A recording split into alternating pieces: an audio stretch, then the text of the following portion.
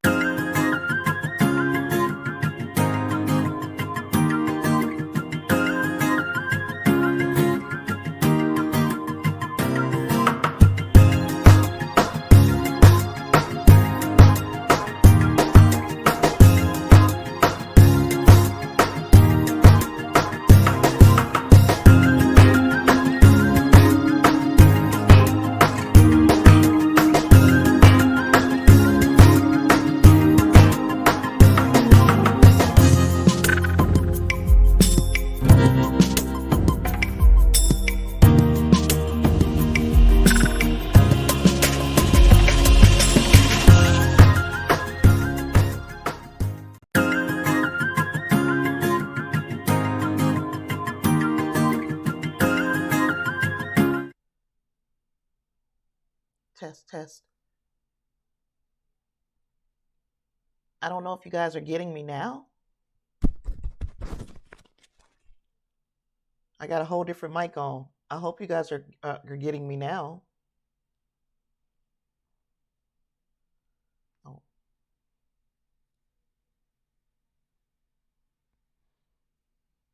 So if you hear me, let me know. And I see how long this delay is because I'm watching myself on the other thing. So let me know if you guys hear me. It's so freaking weird how I can go a whole week. I don't change anything, and I can go an entire week without doing a show. I haven't changed anything, didn't touch anything, and here we are. Um, yeah, I'm my mic is messed up. My mic don't sound nice. I can't understand. Let me see.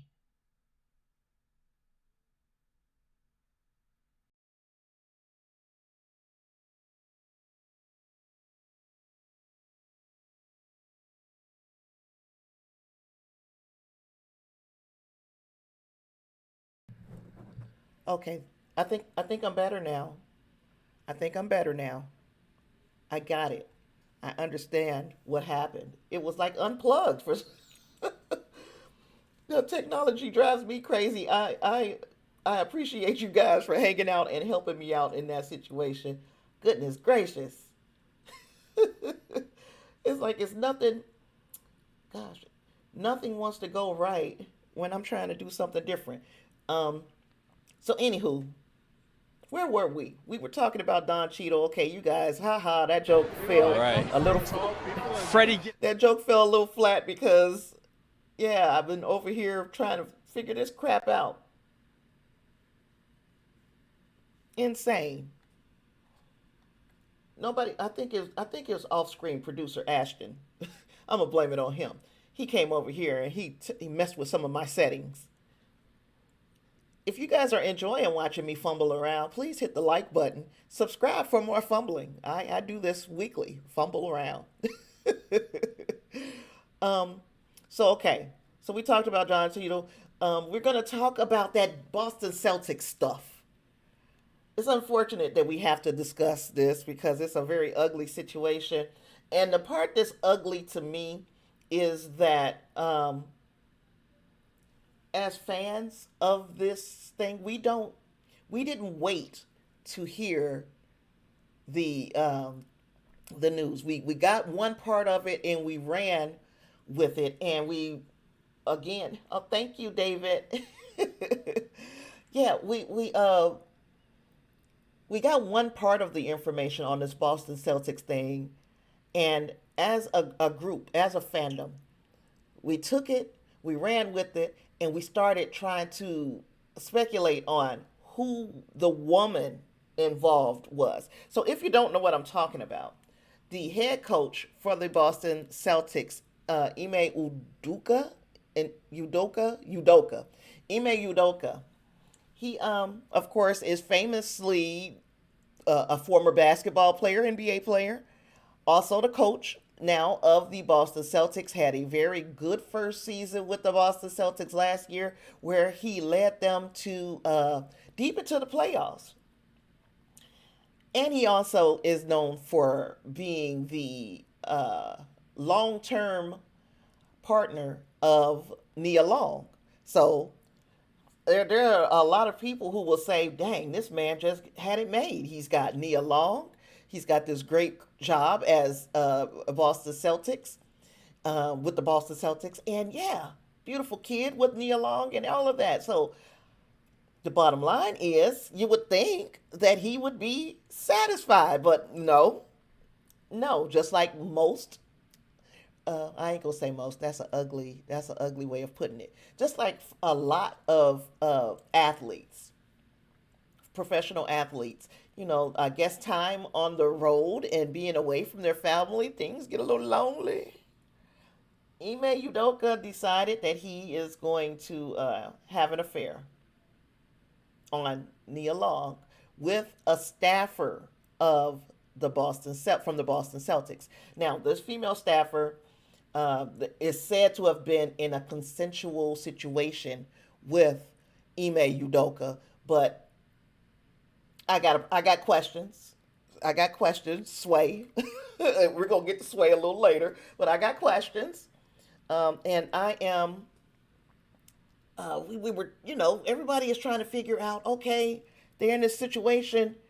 The Boston Celtics, I guess, execs found out about it, and they say, "Hey, you're not supposed to be having a relationship with a person who is under you in command. You're not supposed to have these types of fraternizing type relationships. So we're going to suspend you, Ime Udoka." Now, most of the time we hear a situation like that, it's a slap on the wrist the first time. Ime Udoka got suspended for an entire season, and that is unheard of. So before we got all of the information, everybody wanted to start playing I hate to say this, the race card, and people were talking about what about the woman? Where is her punishment? What about I've seen other races of people do this. Why haven't they been called out in the same manner as Ime Udoka here? And I guess the answer is because we didn't have all of the information. And again, social media did what social media does. They decided we're going to try to figure out who this woman is, and everybody pulled a name out there, collective rumps, and started ruining people's reputation based on speculation. This is what we do now that social media is the thing. Well, what I'm going to do is play again a clip, and hopefully it goes a little bit better than that first one, where we're going to hear from Brad Stevens first and foremost. He is the general manager of the Boston Celtics, and he has been doing a bang-up job so far as running the show over there in Boston. We're going to hear from him first, because after hearing Brad Stevens come out and say what he's said about the situation in this press conference, people continued to spread misinformation about the situation, even after he made this statement. And me hearing the statement, I'm like, okay, that means that what everybody was saying was incorrect. They speculated wrong. People need to pull back and stop spreading this misinformation. Well, that's not what happened. So let's listen to hear what Brad Stevens had to say about this particular situation. Yeah, I mean, I don't really have anything to add from the standpoint of as Wick said, what can be said about the violation. And ultimately, I would, reiterate that it was obviously it's been a hard time. But I think, the only thing that I would like to say is that I thought, and Wick mentioned it already, I thought, we have a lot of talented women in our organization, and I thought yesterday was really hard on them, and I think that, nobody can control Twitter speculation and rampant bullshit. But I do think that we, as an organization, have a responsibility to make sure we're there to support them now, because a lot of people were dragged unfairly into that. And so I would just add that and go from there. I know you'll probably have questions and comments, but I think that's important to address for them.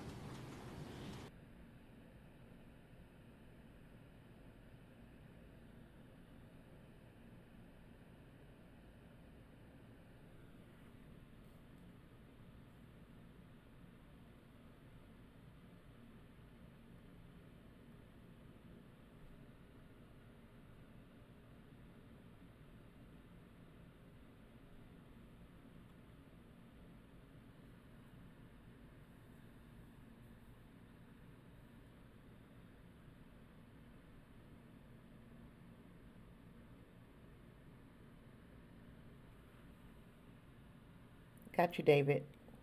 Thank you.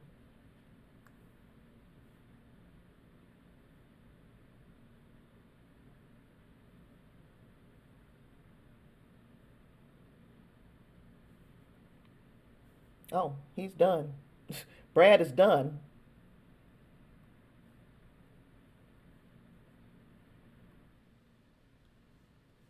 So I don't know. You're saying that I sound lower than typically. Hopefully I sound better here. It's just like I don't know what's really going on with my sound when I'm playing a clip. But I'm going to get it together because I had to switch because StreamYard started. I was doing StreamYard and I was able to send my show out to 3 different locations. And StreamYard started charging $25 a month. And y'all know I don't have $25 a month. Not right now. So I can't use StreamYard the way I typically would and send it out to my 3 different places. I have to go through OBS if I want to set things up the way I have it now. And I kind of want to perfect this because OBS is free. And if I learn the system and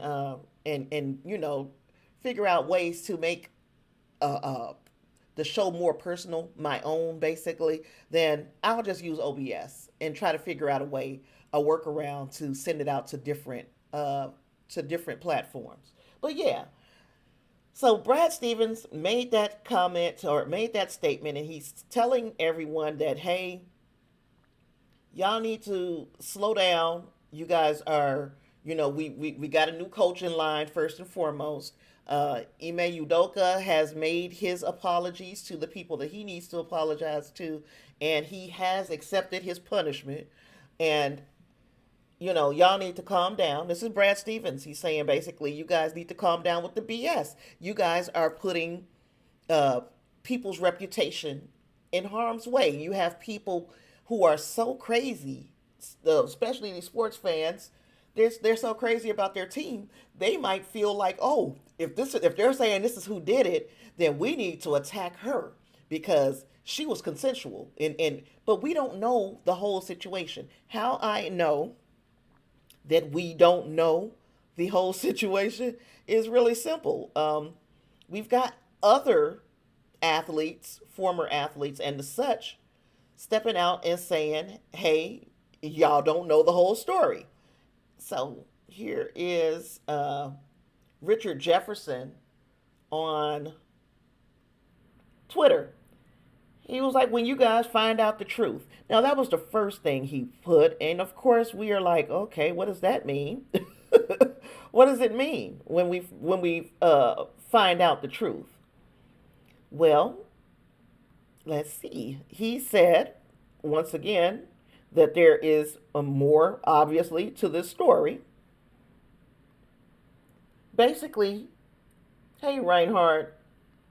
Basically, he's saying, hey, this is supposed to be a consensual situation. Why did he get such a long suspension? Use common sense. We know that this situation has to be bigger than what they're saying it is because nobody gets a 1-year suspension for a consensual relationship. If everything is 100% consensual, then we wouldn't have this big of a punishment. So, and I was in agreement with Richard Jefferson. He's basically telling us, hold your horses. And I like the fact that he is like, hold your horses. Don't get ahead. Don't put the cart in front of the horse, basically, right? But that's what we do. We put the cart in front of the horse, and we do it quite often. And here we are now, once again, cart, horse. And we're going to hear from Matt Barnes. Now, Matt Barnes initially came out in complete support of Ime Udoka. He was, again, one of the people who was saying, why would you give this man a year suspension for a consensual situation between 2 adults? Well, Richard Jefferson pulled that statement back. He pulled that statement back upon getting more information. I'm going to let you hear it out of his mouth. They won't come out and say it, and since I'm a part of the media now, and I try not to be like everyone else. I hope I said that. I try to, not Richard Jefferson. report and talk with facts and honesty. And I clearly have to say, last night, without knowing all the facts, I spoke on Ime Udoka's defense. And after finding out the facts after I spoke, I erased what I posted, because this situation in Boston is deep, it's messy, it's 100 times uglier than any of us thought. And that's why I erased what I said. Some things happened that I can't condone, I can't back, and it's not my place to tell you what happened. If it ends up coming out, it ends up coming out. But that was the reason why I erased my post last night, because after I posted it, I got a call from someone who had all the details, and the shit is deep. So, man, praying for everybody involved. Hope everyone gets through this. And I saw a lot of blogs picked up what I said, even though it was only on my page for like 2 minutes. So hopefully they pick this up too, for me being wrong and jumping out there without the facts. So that's where I'm gonna leave it. God bless, and I hope everyone. So yeah, this situation is far uglier than initially thought. Now, amidst all of this turmoil, we do have a couple, well, at least one family at the center of this thing, right? That's Nia Long, and her, I believe they have a son together, she and Ime Udoka. So those two, they have a family. And the only thing that, Twitter, of course, is going to come to the defense of Nia Long, because Nia Long is a freaking treasure in the Black community, and she's actually been so many men's crush over a period of decades, dating all the way back to maybe even before the Fresh Prince of Bel-Air, but definitely from there, right? People came to her defense, and she appreciated it. So she came out a little later and said, "Thank you guys for having my back. It's a private situation, however, and we want to handle this thing privately. So thanks, and just let us work through this privately. I'm not going to speak on it too much more." And again, Ime Udoka, he said pretty much the same thing. But it's kind of scary to think what is going to happen with this coach who had so much success, and now basically you throw it out the window for whatever situation you found yourself in, and it's a little bit more serious than a 100% consensual relationship, unfortunately. So let me know what you guys think on the Boston Celtics situation. Put your thoughts down in the chat or the comments if you're watching this on the rebroadcast. So we've gotten through NyQuil. I've begged you not to please do not fry your chicken. And NyQuil, it's unfortunately that we have to say, it's unfortunate that we have to say that or ask that. Please don't do that. Please don't do that. Let's see, what else do we have? We got a lot to get into. We're going to pick up with the Woman King, however, because I did say we would come back to the Woman King and some of the things that we learned kind of moving forward after the announcement of the film, some of the controversy, also the box office results, which it did pretty decently at the box office. Hey there, Lysandra. Yeah, it did pretty decently at the box office opening weekend, made a little over $19 million. It was usurped this week, as expected, by that Don't Worry, Darling. But Don't Worry, Darling sounds like a movie that should be worried, because it is, the last time I checked, had a 36% Rotten Tomato score, while The Woman King is still sitting in the high 90s. So, something happened. Reinhardt must have said something. Reinhardt, they done kicked you out the chat. Okay, but yeah, I'm trying to see.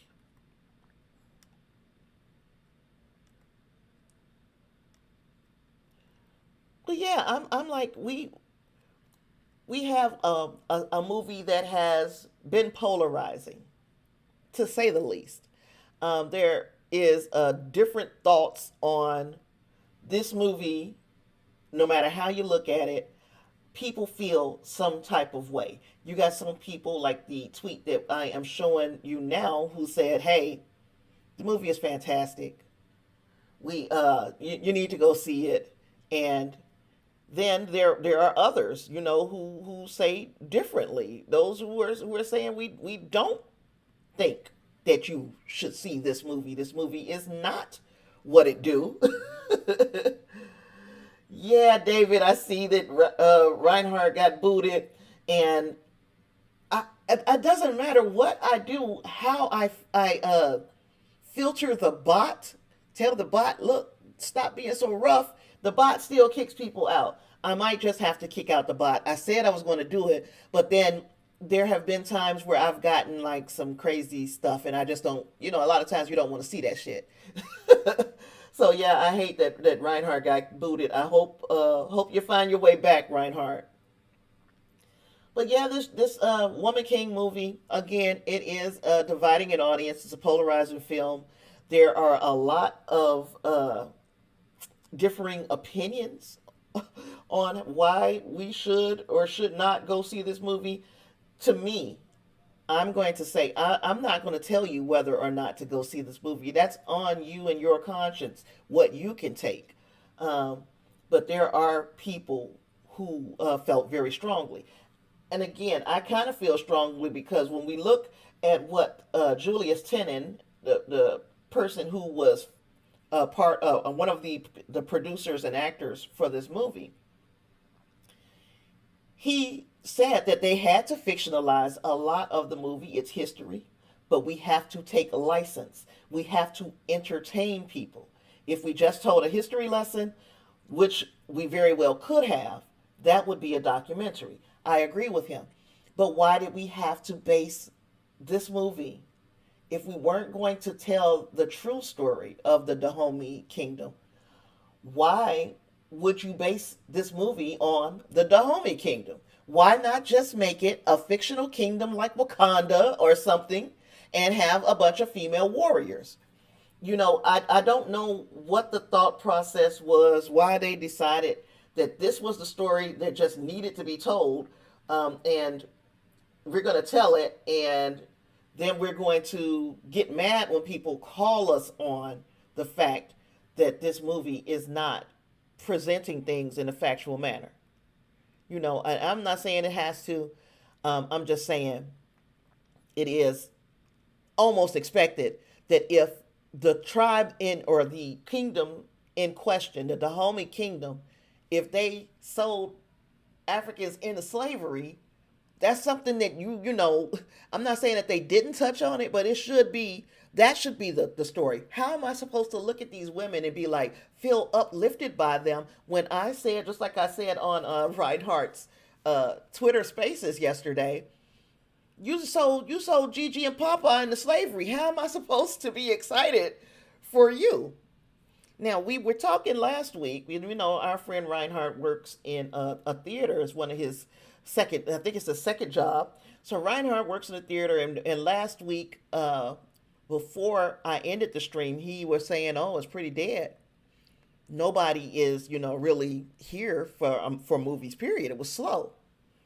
But then at about a half an hour after the stream ended, about a half an hour later, Reinhardt came and said that, hey, he just sold about 30 tickets in the last 20 minutes, and to all demographics, all types of people. So that let me know that at least people are giving the movie a chance. They're not just blanketly boycotting the movie, but at the same time, I feel like the Woman King. Oops. Here we go. I feel like the Woman King is splitting is splitting its audience. We are torn between whether or not we are truly in it to support the Woman King. I'm going to let you hear a couple of more things. Now, if you remember a few years ago, Viola Davis spoke out about how she felt like the role she played in The Help set black women back. She kind of felt bad. She didn't think it was a great idea that she did The Help, that movie. And now here we are. You're doing another movie that's kind of controversial for you, Viola.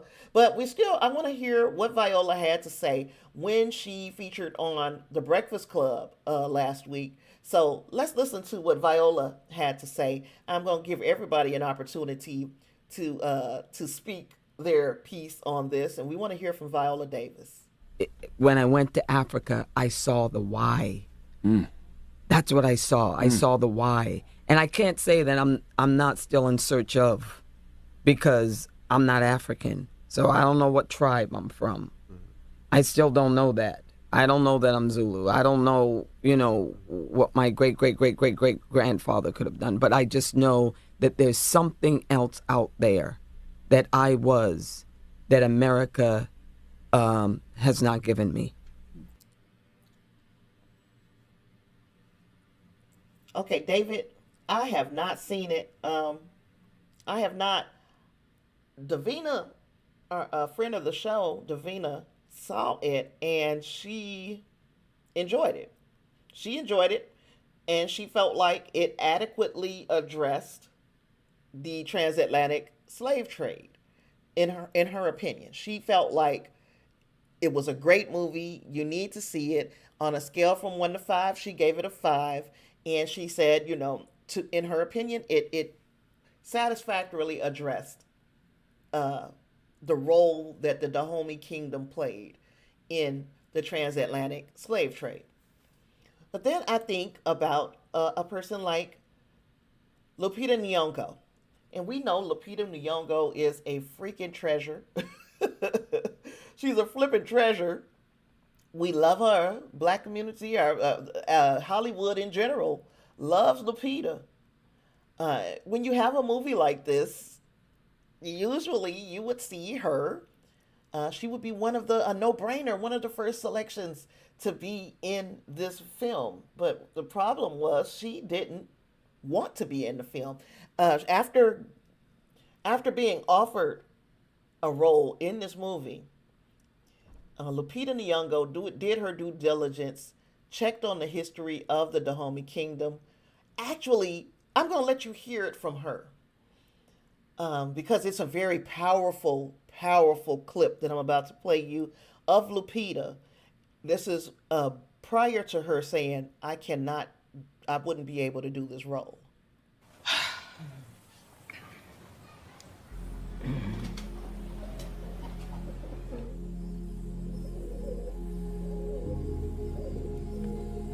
Martine's great-grandmother Yaga was enslaved, but remained on African soil.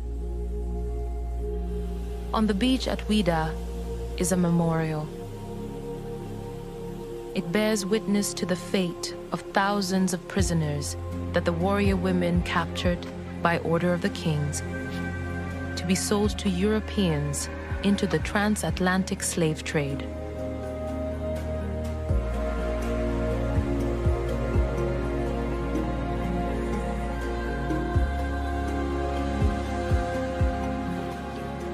And it bears witness to the over 2 million women and men who from the 17th to the 19th centuries were loaded onto slave ships here, on what came to be called the slave coast of Africa.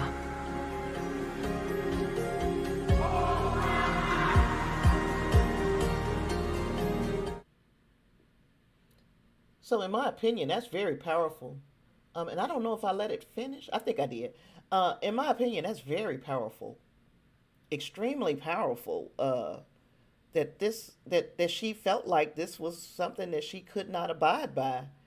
And I'm glad that she put her 2 cents into the mix. Now, in the meantime, there are, let me see, there was a premiere party for this movie back in Nigeria. So in actual Africa, right? In actual Africa, they had a premiere party, and of course, in regular black folk fashion, they showed up and showed out. So this is another way of looking at it, that this group has said we're actually in Africa, and of course they would be the least offended because their ancestors or their heritage is still intact. They're in Africa. We, as far as my ancestors who found their way over here on the ships, we kind of lost our heritage. We had to conform to what was going on in the United States. We are no longer African. But okay, I want y'all to see how they celebrated over there in Nigeria, because I still believe it's a beautiful, beautiful thing. I want you guys to see it. Don't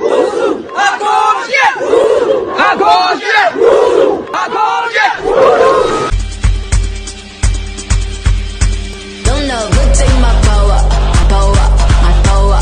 Don't know who take my power, my power, my power. They feel away, oh wow.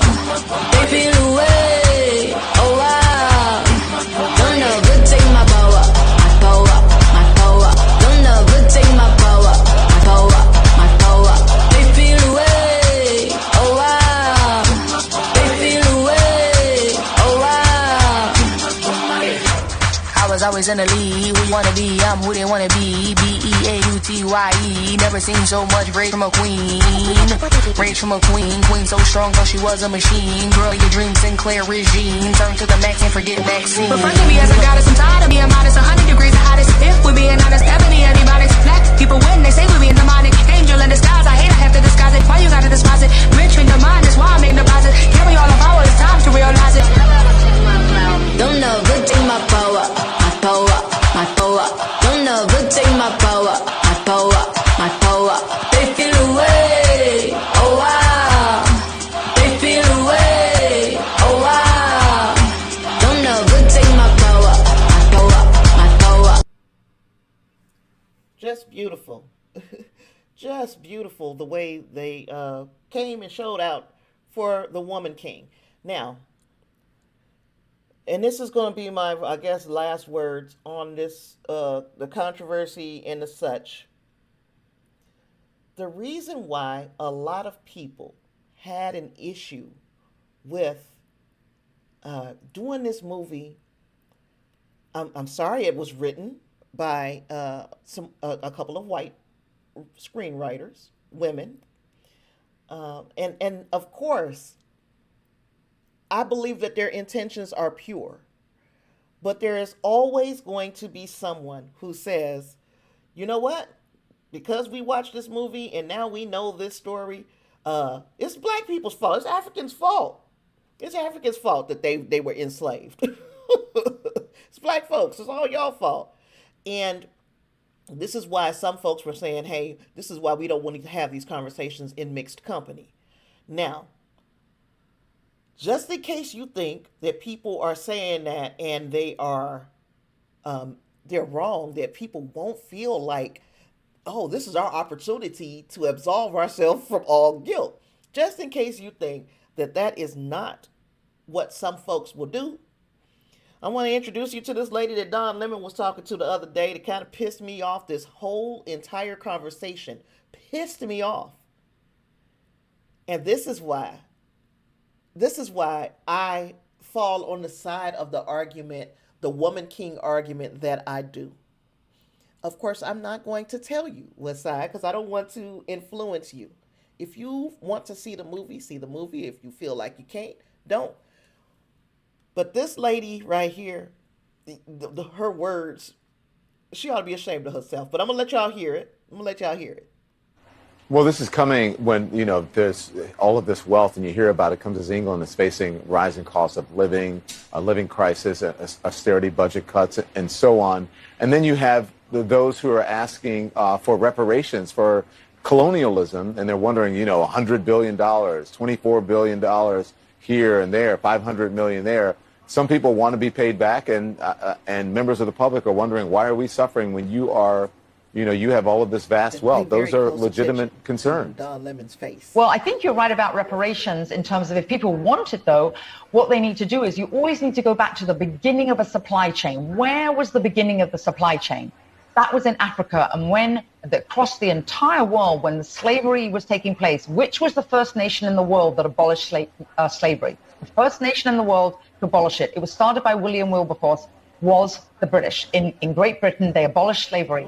2,000 naval men died on the high seas trying to stop slavery. Why? Because the African kings were rounding up their own people. They had them on cages waiting in the beaches. No one was running into Africa to get them.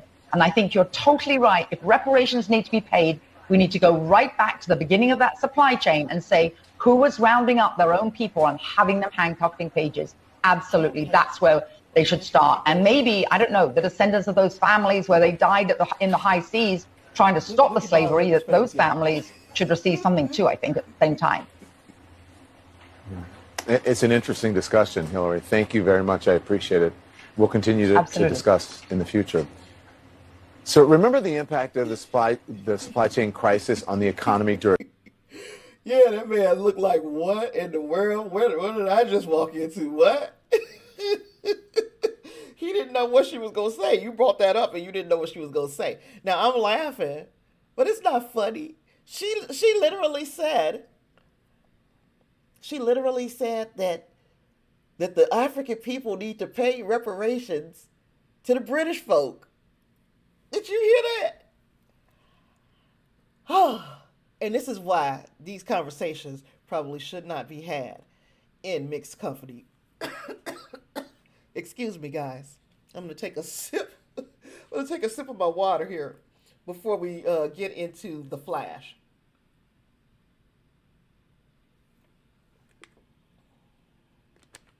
Yeah, we're going to talk about the Flash. We're going to talk about the Flash. And when I say we're going to talk about the Flash, I'm not talking about the non-problematic Grant Gustin version of the Flash. No. That version of the Flash is absolutely, he's a godsend. He's perfect. We love Grant Gustin. We hate the fact that this is the last, I'm saying we hate the fact.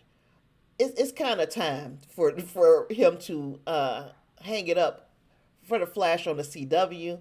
But, I wish nothing but the best for Grant Gustin moving forward, right?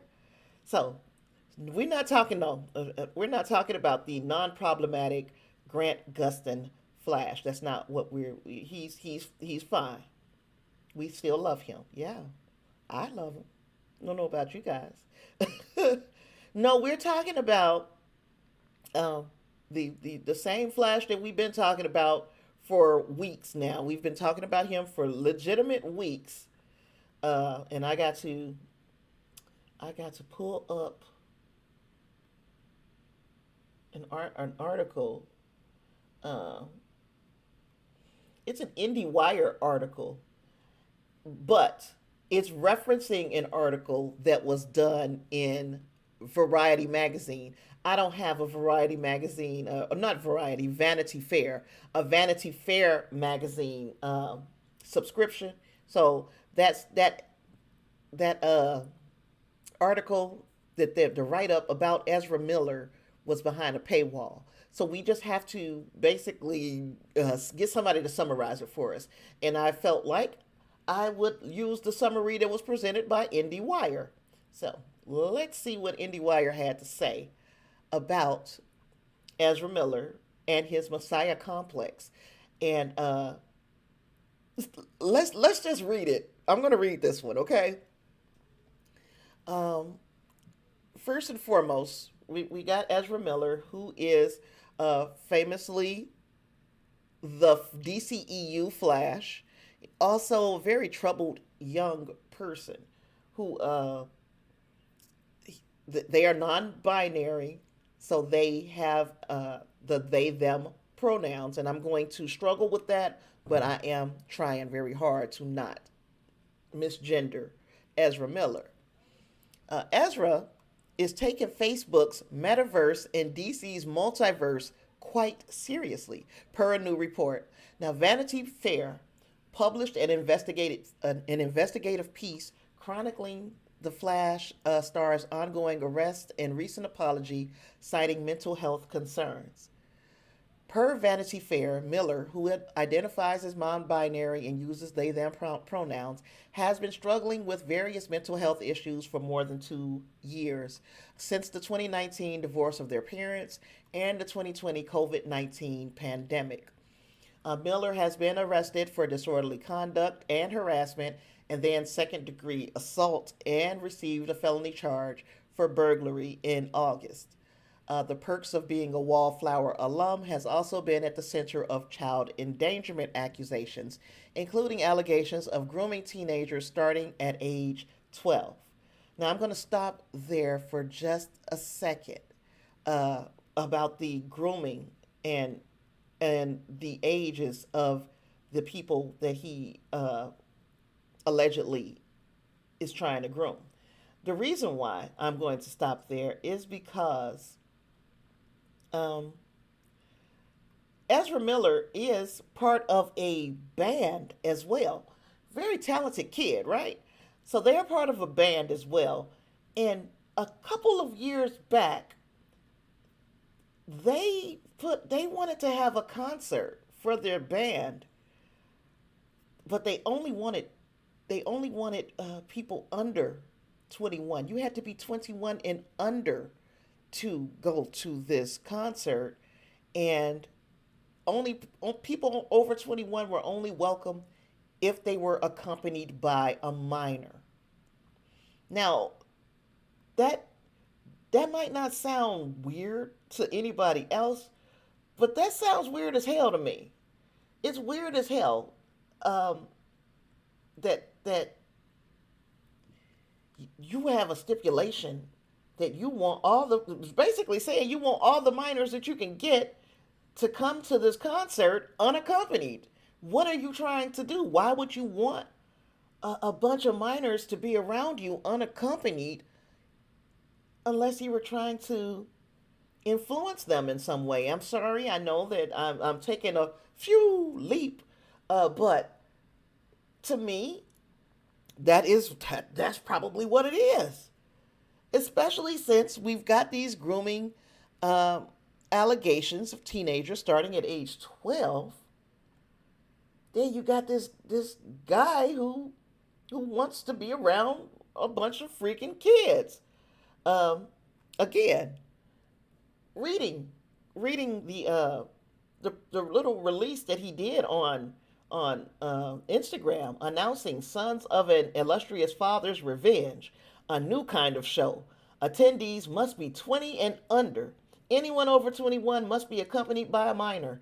A multi-dimensional, youth-oriented event.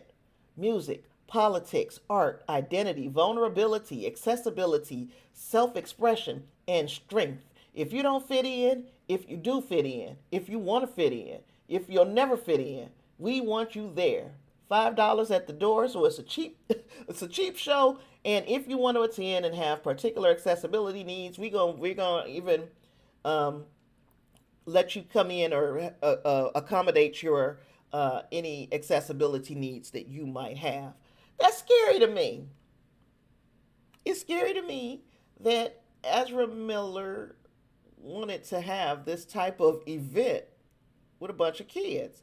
Y'all let me know if I'm jumping out the window, because I feel like that's strange, especially knowing what we know now or hearing what we hear now about this person, because again, these are all allegations. Nothing has been proven in a court of law just yet. But we're going to move on with the article because it tells a little bit more about how we are getting this information.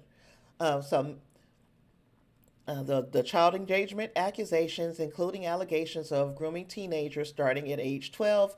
Miller issued a public apology in August stating that they are pursuing treatment.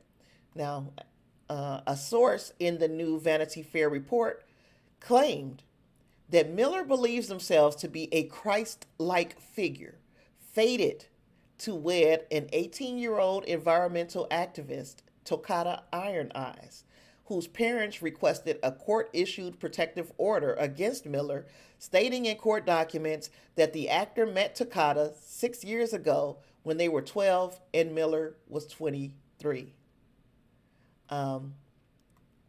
Here they say Ezra is Jesus, and Toccata's an apocalyptic Native American spider goddess, and their union is supposed to bring about the apocalypse.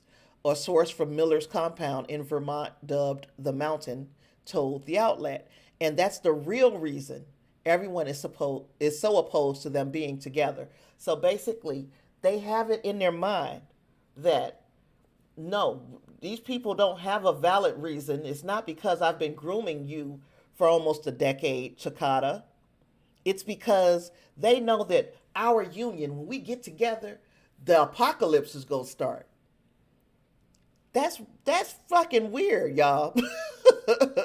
That's weird. So yeah, that's weird. Moving forward, Iron Eye's mother, Jumping Eagle, added, "They say they are some kind of messiah and they're going to lead an indigenous revolution." Now, Iron Eye's parents alleged Miller used violence, intimidation, threats of violence, fear, paranoia, delusions, and drugs to hold sway over a young adolescent Toccata, as well as cult-like behavior and grooming the teen. Makes me go back to that concert. You know, you have a concert that's minors only, and then you start to influence them with violence, intimidation, drugs, and this cult-like behavior. You're indoctrinating them. You don't need too many adults to be around if you're trying to indoctrinate a bunch of kids into your cult, right? Anyway, Jumping Eagle also accused Miller of influencing Toccata's decision to come out as non-binary transgender. That, is neither here nor there. If the parents feel that way, hopefully it's not because they are having a phobic moment. It's because they really believe that Ezra Miller influenced their kid in some way, shape, or form. Jumping Eagle continued, "If somebody pisses off Ezra, they're transphobic or transphobic Nazi, because we're trying to protect our daughter and we're trying to point out what Ezra's done to harm our daughter. Now we're transphobic." The Mountain, which is the compound, Ezra Miller's compound, has been described as a court harem of mostly young women who are encouraged to leave their cell phones at Miller's altar, which also includes toy figures of the Flash character. Now remember, this press release about the sons of what is the name of that group? Sons of some kind of father. Lord, his band. Lord, yeah, that press release kind of said that, hey, oh, thank you, David. You're always so kind, David. They said multidimensional. This is going to be a multidimensional event, right? And then the Flash is kind of figuring into this I don't know if you're going to call it a religion, a cult. It's figuring into the cult. We know that this Flash movie that's coming out is a multidimensional Flash movie. You're going to alternate universes with this Flash in this Flash movie. So this altar has cell phones. It has toy figurines of the Flash character. Another source added that Miller's compound is actually a patriarchal dictatorship where Ezra controls all the sex as the man and plays the women against each other, screams at them, belittles them in front of others. Now, again, these are allegations. This is not known to be true, but this is what people who were once part of the group are saying that this group is about. Miller is said to verbally and emotionally abuse their cohorts, and refers to himself or themselves as Jesus and the devil. The actor apparently can often be found claiming that the Flash is the one who brings the multiverses together, just like Jesus. This is so ridiculous. He talked about the metaverse and the medicine and how they're the Messiah and what his work is here, and Insider revealed. They say their spiritual practice is to be among the people, which means party. So when in Iceland, he was out nonstop. His favorites were raves where he'd go on benders for 2 or 3 days at a time. Miller was filmed choking a woman in Iceland, with new details of Miller's spiritual advisor, Jasper Young Bear, emerging as an encouraging and enabling figure. Jasper was telling Ezra that he wasn't part of the movement, he was the movement, that he was the next Messiah, and that the Freemasons were sending demons out to kill him. Miller's representative noted that he is a dear friend to Miller. Another dear friend of Miller's includes actress Susan Sarandon. Bet you didn't think that Susan Sarandon was going to figure into this, right? I think Ezra Miller is now 28 years old, 29. David, I'm not sure. And David also is agreeing that that's a weird age limit. I'm a musician and I've never heard of such a thing. Yeah, that's because, David, you are a musician who is really about the music. I honestly believe that those concerts were a way to indoctrinate young people into this kind of cult of Ezra, and to have people enabling Ezra, telling him that telling them that they are the Messiah, that the Freemasons are after them, that they're sending demons after them. Yeah, this is it's getting weirder and weirder by the moment. Then another dear friend of Miller is Susan Sarandon.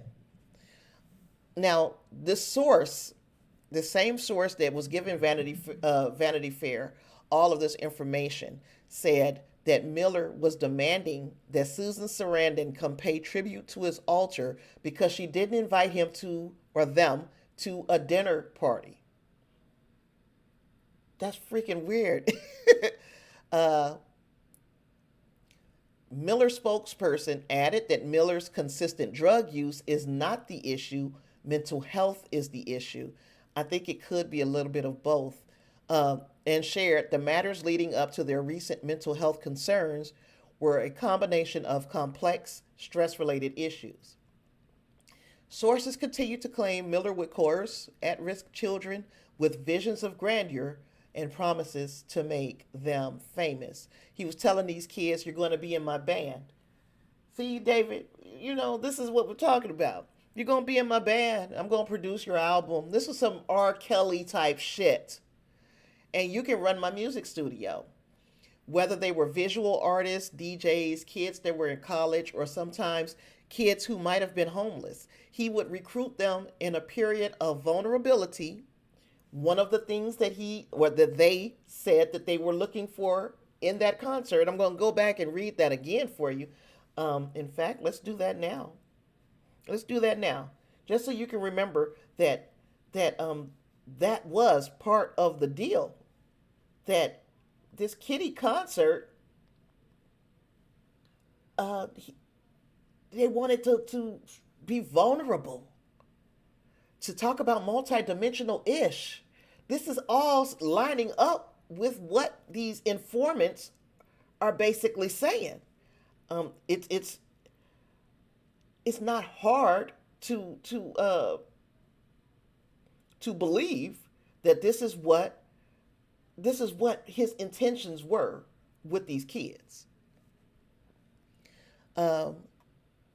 So, writer-director Stephen Chbosky, who helmed The Perks of Being a Wallflower, told Vanity Fair that while he hasn't spoken to Miller in a decade, he wrote the actor a letter once the reports of arrest were made public.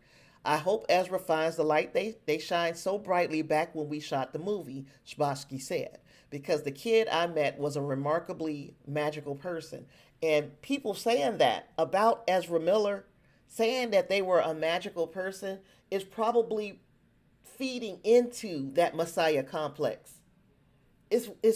We don't mean harm, but when you say these things to a person who is obviously suffering from some type of mental ailment and is an avid user of drugs, then that person is going to take that to heart.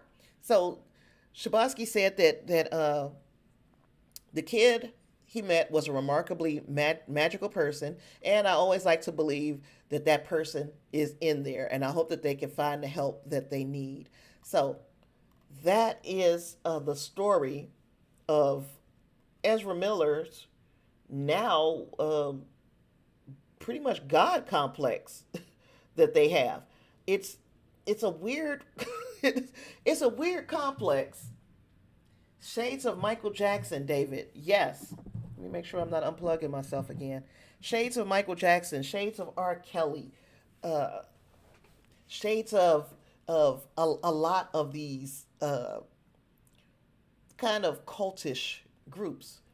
NXIVM, and it's always surrounding these children. I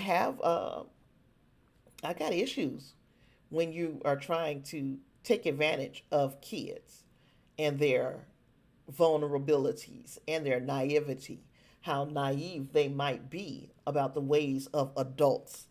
And the more I hear about Ezra, the less I like them. And the reason is because, and I used to really love Ezra. In fact, I thought Ezra Miller was one of the most beautiful young men. And I'm talking aesthetically beautiful. Features, just freaking handsome, beyond measure, a beautiful, pretty guy. I have always thought that they were just striking looking. But this right here, this just makes things ugly because they need help, obviously. Let me see what else. If David had anything else, okay. I got everything over here. So, yeah, that is one of the things that was really bothering me. the kid thing. How dare you? How dare you want to indoctrinate children into this crazy way of life that you have chosen for yourself?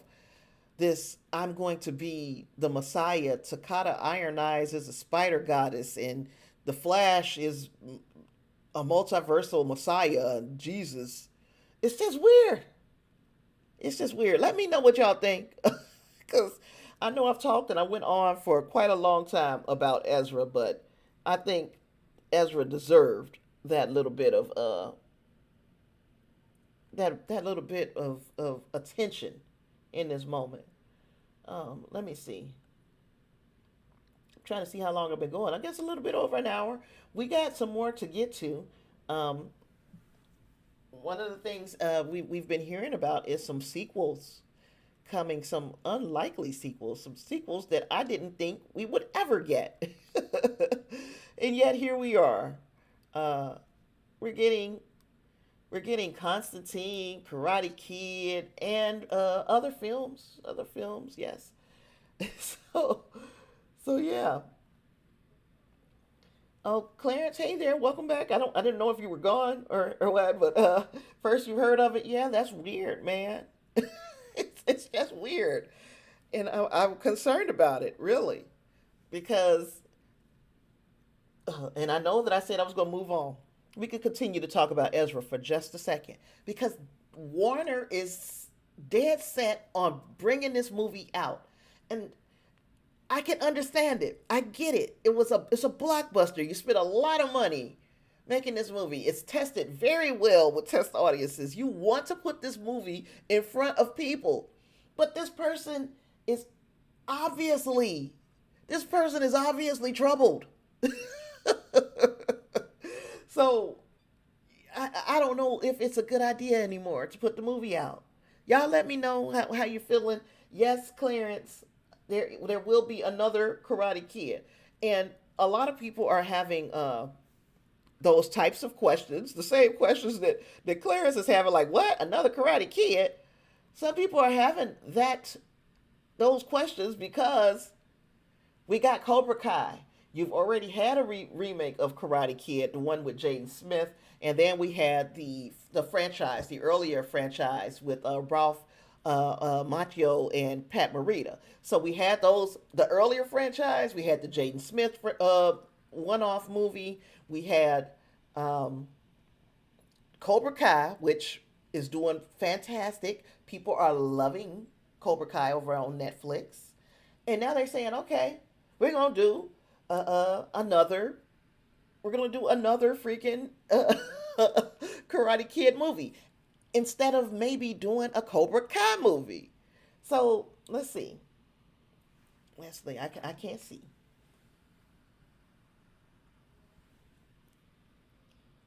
Oh, Reinhardt said, of course everybody decided to come see a movie now after it's been dead all day. Go figure. Well, that's the way things happen, honey.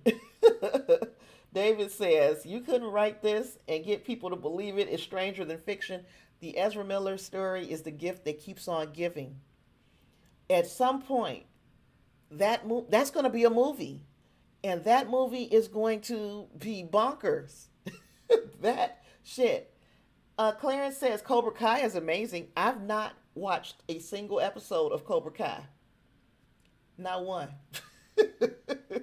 So I'm guessing I probably should watch some Cobra Kai. But yeah, we're getting another Karate Kid movie. I wish they would have I feel like they should just do the Cobra Kai movie. But maybe they're saving that for a little later. Who knows? They're seeing that there is an interest in they're saying there is a renewed interest in the franchise, so I guess they say there's some bankability there. Let's make money off of it while we can. Right, Clarence? They should use all that energy that they're putting behind the Flash movie and throw it in Batgirl. It's too late. They would have to refilm the entire Batgirl movie, or they would lose whatever advantage they had for scrapping that movie. They'd lose it if they put that movie out in any way, shape, or form. They have to leave it scrapped. They can't put it out, period. The only thing they could do with it is they showed it to the people who worked on it. That's it. That's all they could do. If they bring it back out, they have null and voided whatever their advantage, their monetary advantage was for scrapping it in the first place. But the movie that should have been scrapped should have been Flash. You could just start that one from scratch. But yep, I'm glad you guys are chiming in and letting me know what you think about these things, because that's crazy. Yeah, it's insane, ain't it? Another thing that is has been announced is another Constantine movie. Now, if it hasn't been 20 years, it's been close to 20 years since Constantine first came out. The sequel is coming out, and it will also be starring Keanu Reeves. Now, I feel like Warner and DC had to hold on to Keanu with both hands.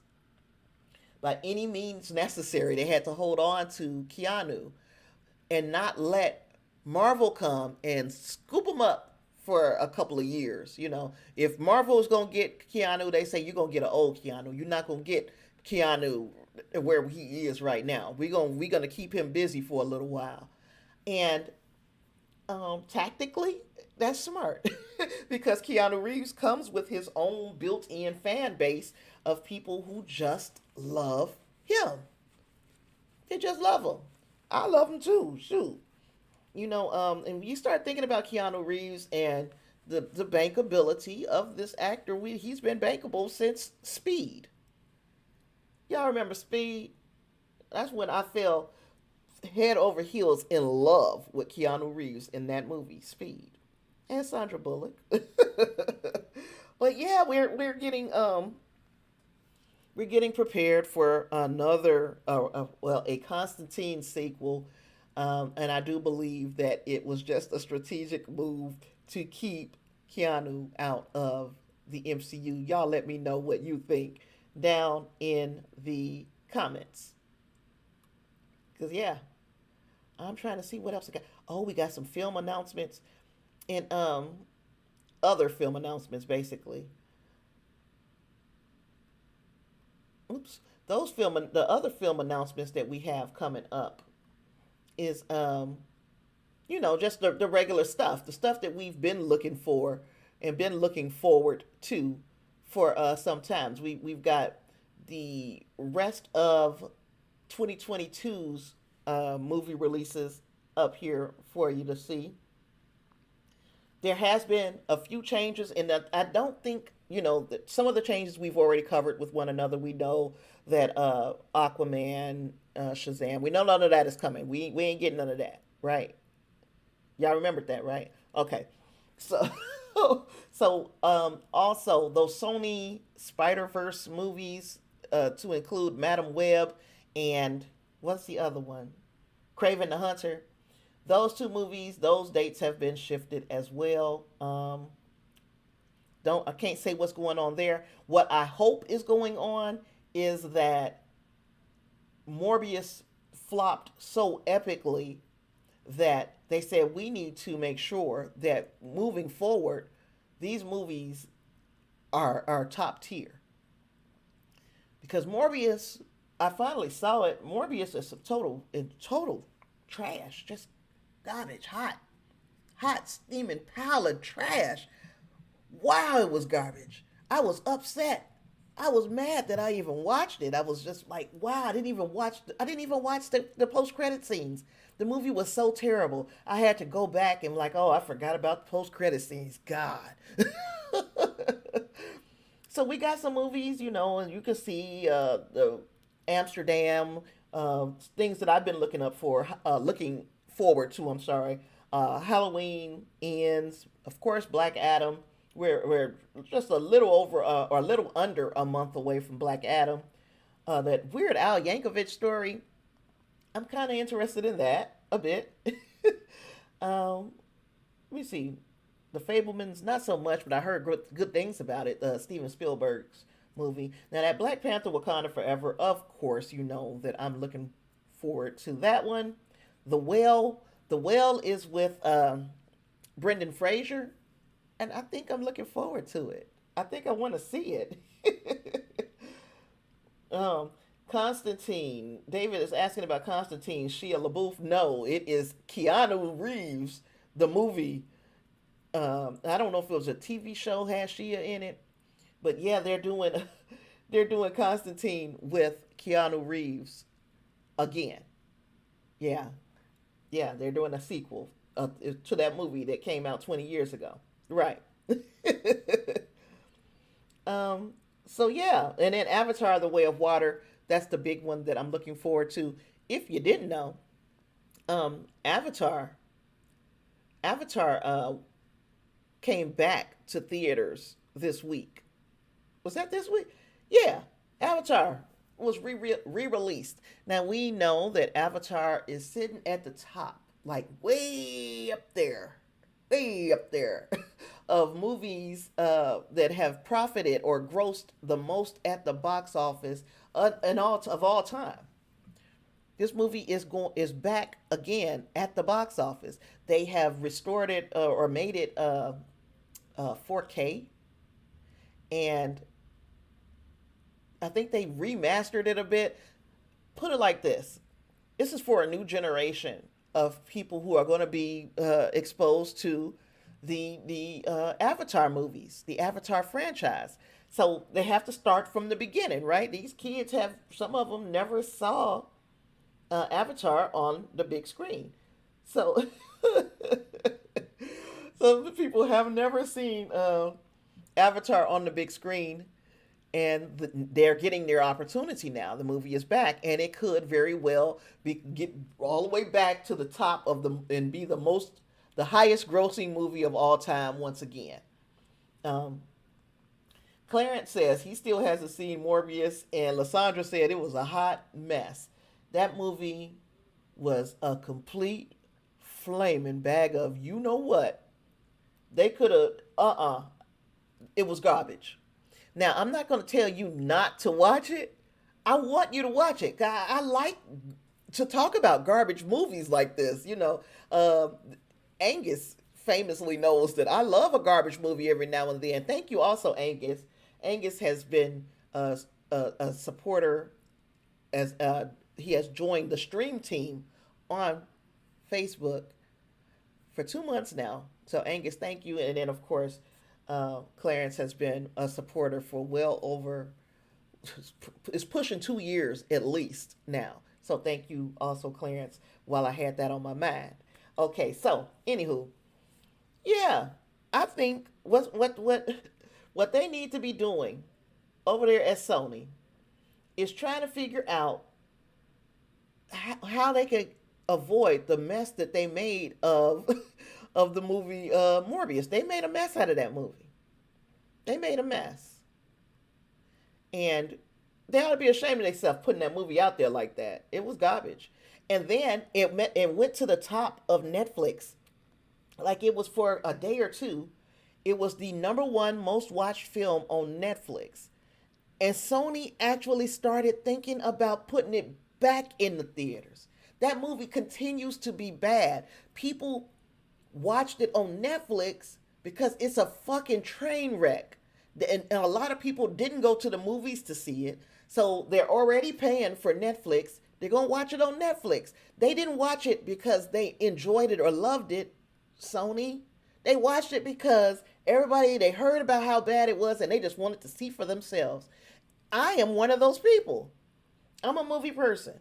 I was going to go to the movies to see it. I thought the trailers looked fantastic. Whoever cut those trailers, wow, y'all did a fantastic job. But the movie itself was garbage. Complete and total garbage. I'm sorry. Don't you put that movie back in theaters. Do not. Sony, don't. Okay, let's talk about what's coming early in 2023. We've already seen, you know, how 2022 ends up as far as the movies are concerned. Well, now we are going to take a look at 2023 and see, you know, how does that shape up as far as movies and what you're looking forward to. Let me know in the chat, the comments, which of these movies, or if any, are you looking forward to the most? And I mean, the 2022, the rest of that slate, and what the big ones coming up in 2023. Let me know how y'all feel, and if you guys are looking forward to the same sets of movies that I am, because y'all know the big one is right there. It's right there. It's that Into the Spider-Verse.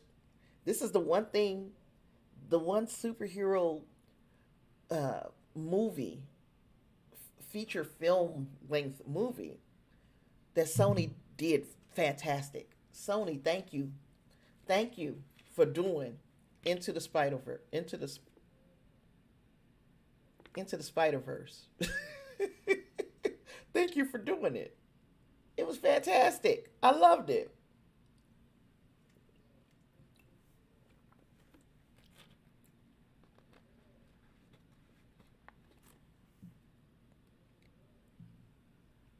Anywho, I had to take a sip, but yeah, let me know what you guys are looking forward to on this list. We got Ant-Man and the Wasp: Quantumania. You know I love me some. Y'all know how I feel about Jonathan Majors.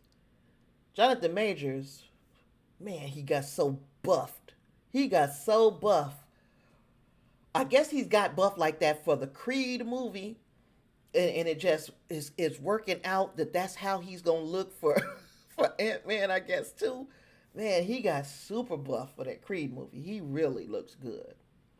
I mean, the body, yeah. Shazam! Fury of the Gods is coming out in early 2023. You got John Wick 4, another movie that I am looking forward to. So the first three movies that I've mentioned are three movies that I have been looking forward to. Guardians of the Galaxy Volume 3, of course. Spider-Man, Across the Spider-Verse Part 1. It's going to be a two-part movie. So part 1 of that is coming out in early 2023, and I'm absolutely looking forward to that one. And then there's The Flash, which... yeah, Angus, it's time. Yes, and as you can see, Angus got that star next to his name. If y'all want that next to your name, click that join button and join the stream team for a couple bucks a month. And I would definitely appreciate it. Maybe we can get that StreamYard back. We got to get to $25 a month, y'all, so we can get the StreamYard back. But yeah, Angus, it is time to look at 2023. It is almost October. So yeah, these movies. Oh, we got that other Mission Impossible. I haven't seen the one from this year, but then you got the next one coming out. And then Oppenheimer, which all of these movies I'm looking forward to, except for Barbie. Because Barbie is there. Yeah, Barbie is the one movie on this graphic that I have no interest in. But I'm sure somebody does, so that's also coming soon. And yes, David, we got Avatar. The original Avatar is back in theaters. You got Avatar: The Way of Water coming out the end of this year. And you got another Avatar coming next year in late 2023. And just in case you wanted to know what the late part of 2023 looks like, and a little bit beyond, we got that graphic as well. Let me see. Lysandra said, Clarence, I wish I could get my time back that I sat and watched that movie Morbius. It was so flipping horrible. It was like that. You gotta keep watching. Like, I could have turned that movie off at any time, but I had to keep watching. The only part I did not watch initially were the post-credit scene and the end-credit scene. I didn't watch those. I didn't even care how it ties into anything else. But the rest of the train wreck that was Morbius, I think we all need to, it's something that we all need to behold. That movie it was amazingly terrible. Amazingly terrible. Oh, Shia LaBeouf turned into an angel at the end of the first Constantine. Tell you how much I know about the first Constantine. I think I showed my hand that I didn't see that movie. But I don't know if they're gonna have Shia LaBeouf. I have not heard anything. I've not heard anything, but it could be. That could be something that's gonna happen real soon, right? Let's see. Because I can't see my own graphic here. Blue Beetle, late 2023. I say don't get excited about anything that's coming out of DC, because you know how they like to just change shit on you. Like at the last minute. Like, for instance, Blue Beetle is now coming out before Aquaman. Aquaman, that was supposed to be coming out this year. Now Blue Beetle is coming out before Aquaman. It's just weird. They just don't do it. It's just, I say don't get excited for anything coming out of DC. Nothing. We also have Kraven the Hunter. I believe this is the updated. Yeah, this is the updated date. They pushed it back like all the way to the end, damn near the end of the year. This is all the way in October of next year. So Kraven the Hunter. Then Blade, I'm looking forward to. And the thing is, I don't want to get excited about Blue Beetle. I don't want to get excited about Kraven the Hunter. I am excited for Blade. I am excited for Doom Part 2. I don't know how I'm feeling about Wonka. I'm not excited for Aquaman and the Lost Kingdom anymore. They played with me a little too much. Then Madam Web, I'm intrigued, but I'm not excited. Captain America, New World, Spider-Man Beyond the Spider-Verse. That one, hopefully I'm still around by that time. With 2024, Ashton will be pushing 2. Yeah, he will be 2. I might be able to get away with taking my grandson to the movies. I'll be that person for Spider-Man Beyond the Spider-Verse, for Captain America New World Order. Who knows? I don't think I'll take him to that one. And for Mission Impossible, he'll definitely not be seeing that. But but yeah, I'm looking forward to these films that are coming out.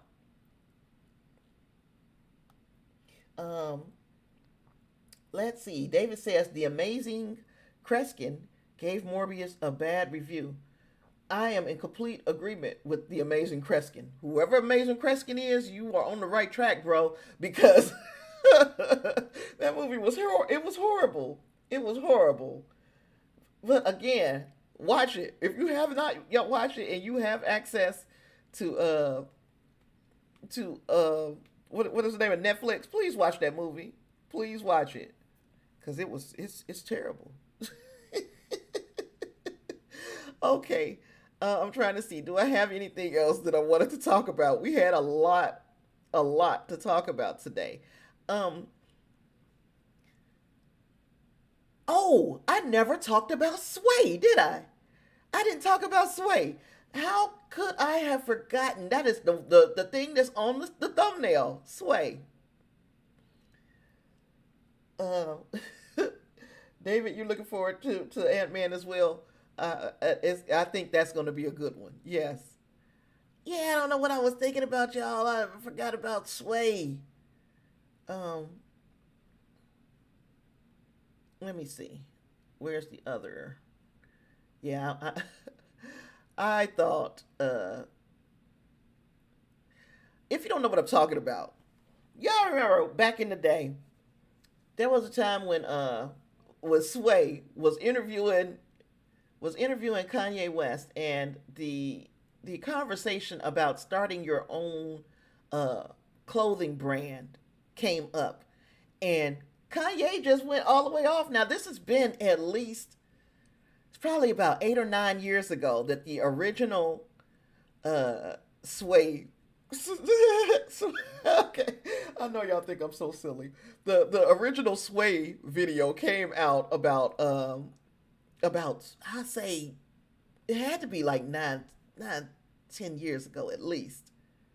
Am I right? It's been about 9, 10 years. I think it has.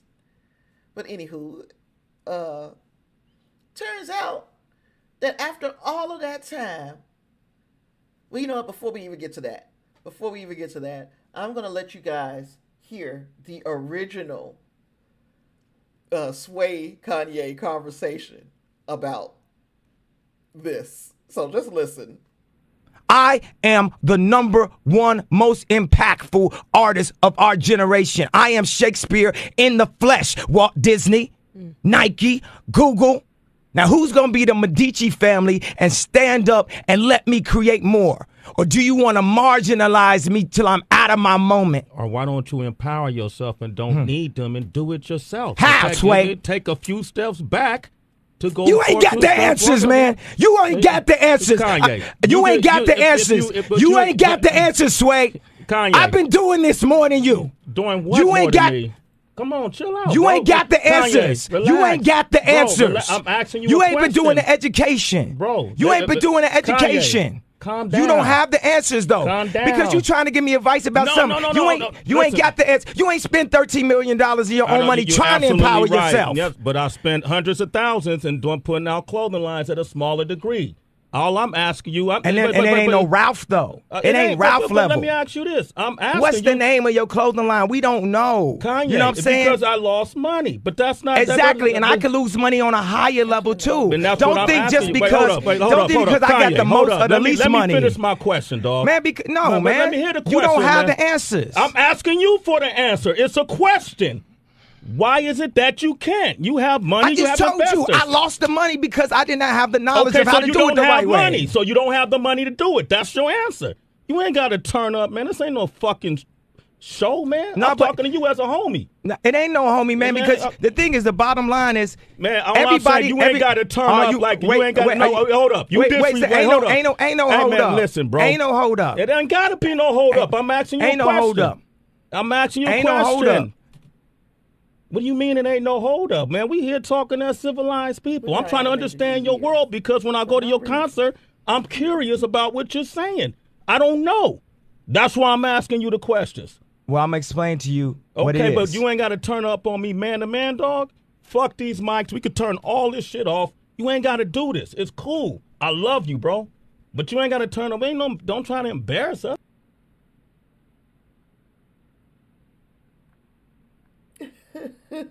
So let's have Ezra interview Kanye and vice versa. Oh my God, it would be like freaking two people standing in front of brick walls trying to talk to each other.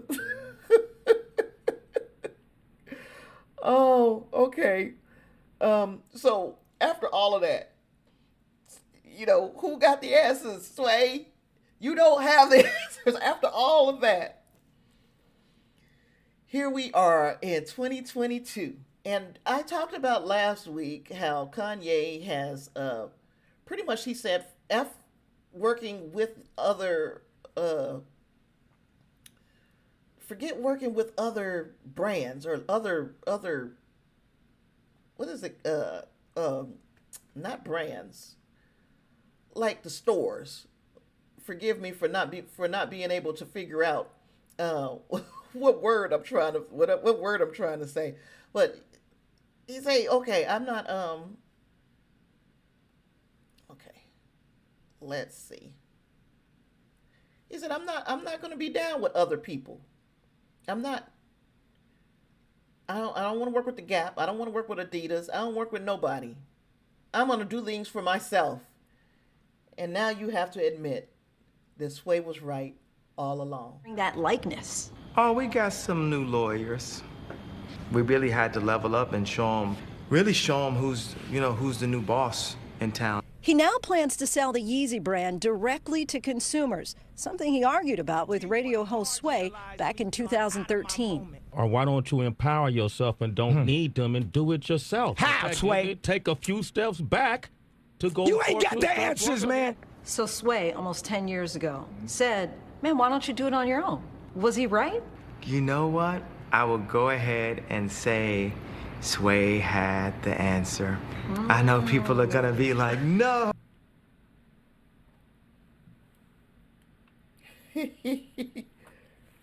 Yeah. He had to go ahead and admit Sway really did have the answers. After all these years, Sway had the answers. So, I just thought that was funny. Like, that ain't even really newsworthy. It does also come back to Lysandra was saying last week that Kanye is going to start his own site, sell his own stuff, and make more money. And she was 100% correct. 1 week later, this is where we are. Sway, you was right. I need to sell my own stuff, and I'll make more money. I don't have to share it with nobody. I don't have to give anybody a cut if it's all mine. I've said it before and I'll say it again. Kanye is cuckoo for Cocoa Puffs in a whole lot of ways. But as far as having a shrewd business mind, he knows his shit. That's all I can say. He knows his stuff. And you can't take that away from him. He does know his stuff. So, I have talked. Gosh. Lysandra said he should have been doing that. Yeah. But when It's like if I want to open a candy store, if I want to open a bakery. But first, before I spend all my money starting, buying a building and hiring people and training folks and doing all that, before I do all of that, I'm going to put some of my baked goods in different grocery stores, or how at the barbershop people will be buying little baked goods and people take stuff to work and sell them. Before I start doing that on my own, I will let somebody else do it for me, do the marketing and have the brick and mortar store for these types of things. I can see if there's an audience for my cookies and my cakes and my banana pudding. Y'all know the banana pudding is my specialty. Okay, so if I want to sell banana pudding, before I open up a store that sells banana pudding and strawberry shortcake and all of these things, I need to make these things and make sure that there's a market for it. And I think that is what... Hey, Davina, and thank you for joining the stream team, girl. Whoop, whoop. I truly appreciate you. Didn't even know you was in the place. But yeah, so before I do all of that, I need to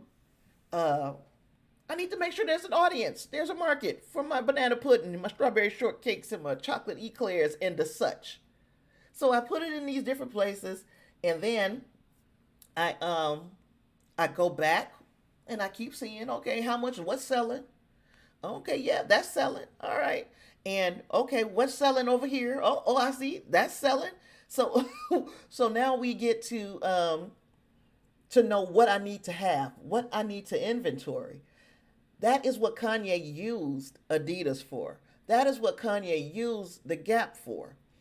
He had the Gap put those clothes in garbage bags on the floor, and they still sold out.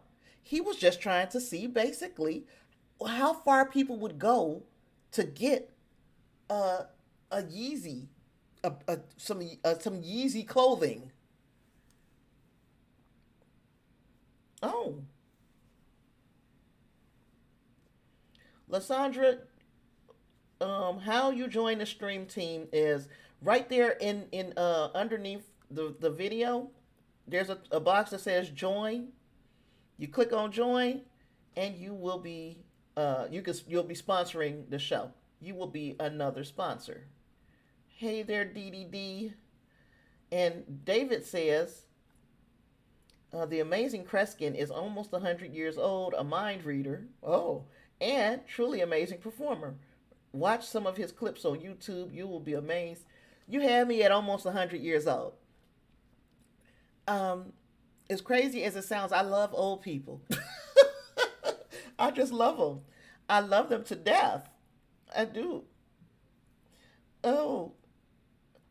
Davina said, hello, everyone. I'm late. Dang. She said she joined today. I appreciate you for joining, girl. Thank you for being a member of the stream team. It's you and Angus now. I got two. Yeah, because I was just telling them we got to get up to $25 a month so that we can get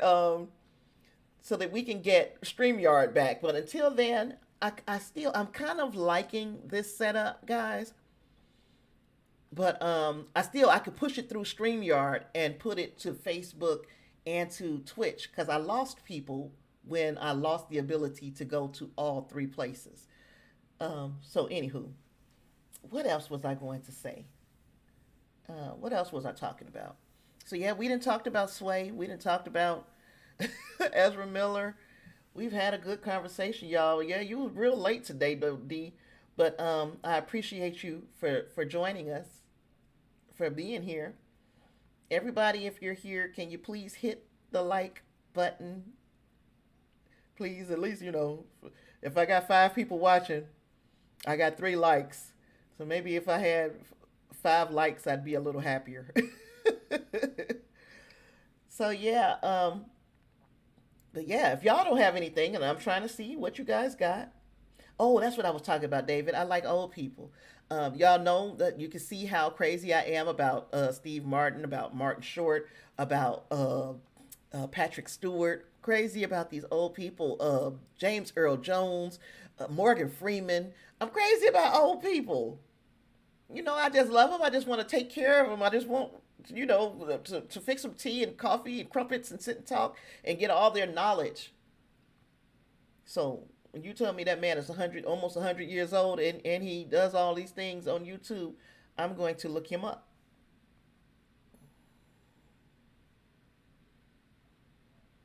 Oh, she said you're going to have to call for the sway part. Now, David, you said franchise. I don't know. I'm a little. I've blanked out. I don't know what we was talking about. And Davina says she loves older people too. Yeah. If you want to know something, you don't keep talking. If you want to learn something new, you can talk to people your own age or people who have a lot of knowledge about different subjects. Or you could just sit down and talk to an older person. And you learning something new and something old at the same time. They can tell you, especially those who are still, cognizant of their upbringing and their life. Kreskin was a regular on Johnny Carson. I think I know who you're talking about. Yeah. But if they're still cognizant, these older people, they can teach you so much. You learn so much just by sitting and listening to their stories. Because sometimes, like the stuff my dad would tell me, sometimes you would think to yourself, this shit couldn't have happened. It happened. Oh, gosh. Yes, Davina, we did talk about that. Well, we talked about it on our Discord. And by the way, look in the description of this video, live stream, however you're watching it, and all the ways that you can keep up with us on Twitter, on Discord, Facebook, Patreon. If you want to become a patron and support at a higher level than the stream team, you can do that at patreon.com. All of that stuff is in the show notes, in the description box. Everything, how you can catch up with me, you can leave me a voice message on Anchor. It's a lot of ways that you can get in contact with your girl. But yes, James Earl Jones, of course, is 91 years old. So we know that at some point he's going to be unable to voice that character, but we still want the iconic Darth Vader voice. We don't want the character to perish along with the actor. So James Earl Jones is allowing his signed over rights for Lucasfilm to use archival footage, archival recordings of his voice to continue to voice Darth Vader. Now we've seen what that looks like in Obi-Wan Kenobi, because that was not James Earl Jones voicing Vader. That was this technology that they have used to have that voice modulated to sound like James Earl Jones's deep, resonant voice that just, So, yeah. David, so you didn't hear about it. You didn't know, now you know. And Angus says he looks darn good for 91. Doesn't he? Now, I'm starting to think, however, that there is a bit of a decline, not a big one, because when that theater that we talked about last week that was being named for him, James Earl Jones did not attend that ceremony. And I would think that would have been something that he would have wanted to be at if he was able. So I'm thinking he's 91 years old. He's not going to live forever. And he may be tying things up so that he's not leaving things dangling. One of those things being Darth Vader. Pardon me. Do we have anything else, guys? Do we have anything else? But yeah, I'm with you. Yeah, so Davina said, yeah, he has been sick lately. So if he's been sick, then that makes sense. Yeah, it makes sense that he's starting to wrap his affairs up and no loose ends, like we said. I hate to think about a time where we won't have these actors that I grew up on, but because it almost makes you face your own mortality. Even though I think I embrace the fact that every day I'm a day closer to not existing. So let's put as much of me out into the ether as I can. But yeah, it does make you. Well, I don't know if I will feel anybody else feels, but it does make you kind of face your own mortality when you start seeing the people that you grew up on, falling by the wayside. It is humbling thoughts.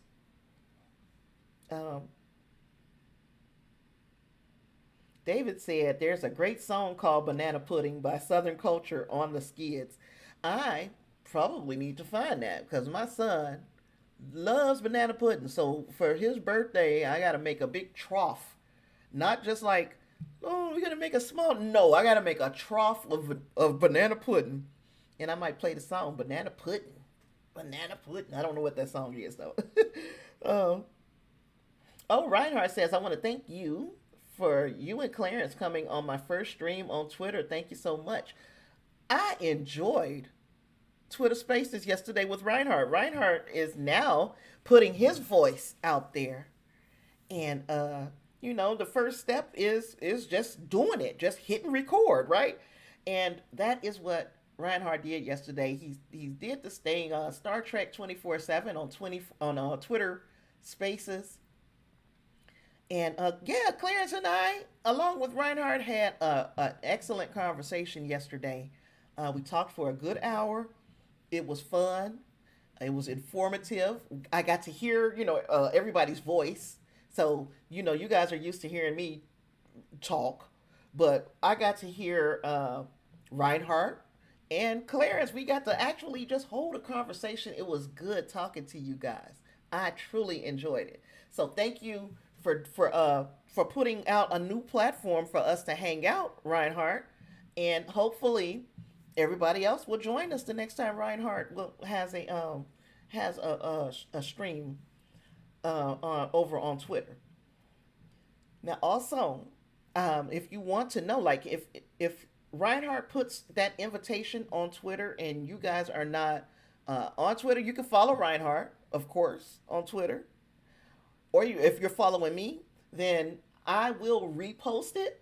And I'll also post it in the Discord as a reminder that everybody, you want to come and chit chat and have a real chit chat. That was so much fun. So Davina is congratulating Reinhardt as well. It was just so much fun. We talked about the Woman King. We talked a lot about Star Trek because that's who we are, right? But we touched on other subjects and it was big fun. I look forward to doing it again. That's something also I need to kind of think about incorporating it in my in my shows. We could put this out and just be talking, over there on Twitter as well. Oh, franchise my baked goods. I got you, David. Now, Reinhardt said, thank you. Between you and Clarence, you guys inspired me to go ahead and just go for it. Well, I appreciate that. I'm glad to have been instrumental in some way. Because Clarence was, believe it or not, Clarence is what inspired me. And I've always talked about it. And I know y'all probably sick of hearing the story that I didn't have no friends and Clarence and them was my friends and they didn't even know it. And and then I said, okay, it's nice to have friends that talk, but I want to talk back. Oh gosh. So yep.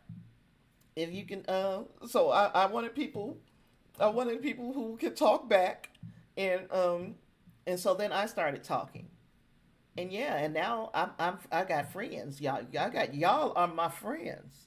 Now Davina and Lysandra have been around for 40 years and 26, 27 years respectively. But the rest of you guys are new. I think of you as my friends. I look forward to talking to you and chit chatting with you and seeing you weekly. And yep, people say you sit around and you crazy. You stream for 6 people. Yep, these 6 people are my friends. Now if it gets to be 600 people, these first 6 people are my true to life friends, you know. And if 600 people decide they want to listen to me talk, that would be great. But we had to start somewhere. So we started from the bottom, now we here. Started from the bottom, now the whole team here. Thank you guys for being here and for also keeping me talking.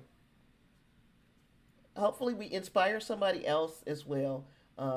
Reinhardt will be the inspiration for someone else to put their voice out there. You ain't got to be perfect. You know, do your due diligence. Try hard not to spread misinformation. Tell the truth. Like, your opinion is your truth. So tell your truth. Everybody might not agree with it, but put that out there. Put your dissenting voice out there from time to time. We need those. It kind of keeps things fresh. We're not all automatons walking around with the same thoughts and ideas and feelings. It's our differences that make us so special. So yeah, and we talked about that actually yesterday as well. So yeah, how long we been going? Y'all can see that today I was able to go my entire time. I was not interrupted. Ain't nobody call me and talk about Ashton this, Ashton that. Ashton is not home. Well, he wasn't the last time. The last time I checked that room, Ashton was gone. Ashton took the day off. He is not doing his his off-screen producing today.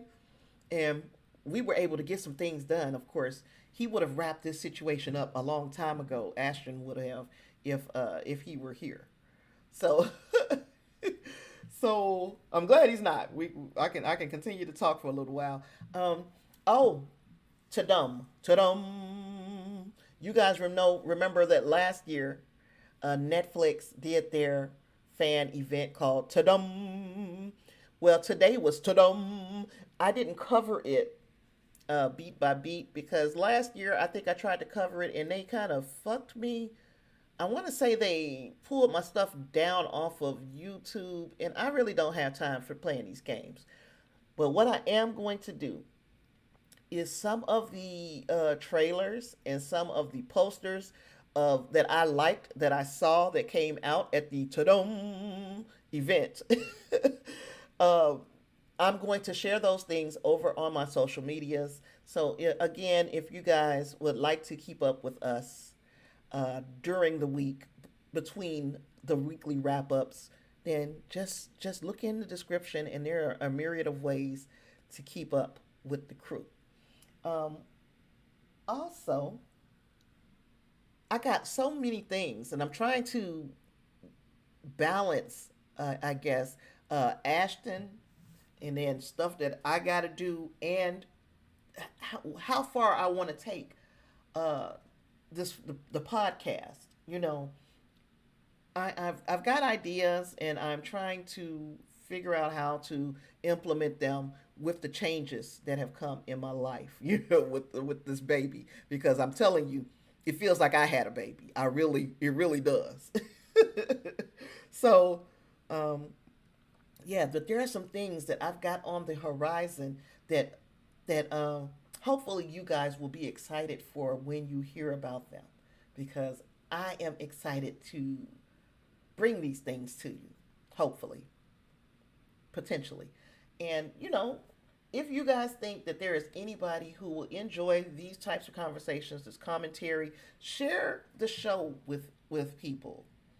Let's grow. I want to grow, but, you know, I'm happy with you guys. I love y'all, my friends. But I do want to grow because if we had, say, 20 people and everybody gave me $1, we would be that much closer to having StreamYard back. But until then, I'm gonna continue to do this for the culture, this pop culture for the culture, and y'all are my culture, y'all my group, my tribe, and I love you.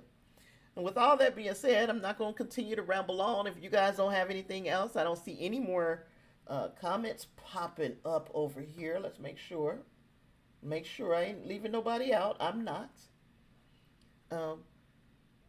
Yeah, I'm going to take off. I'm going to go. And I'll see you guys next time. Peace.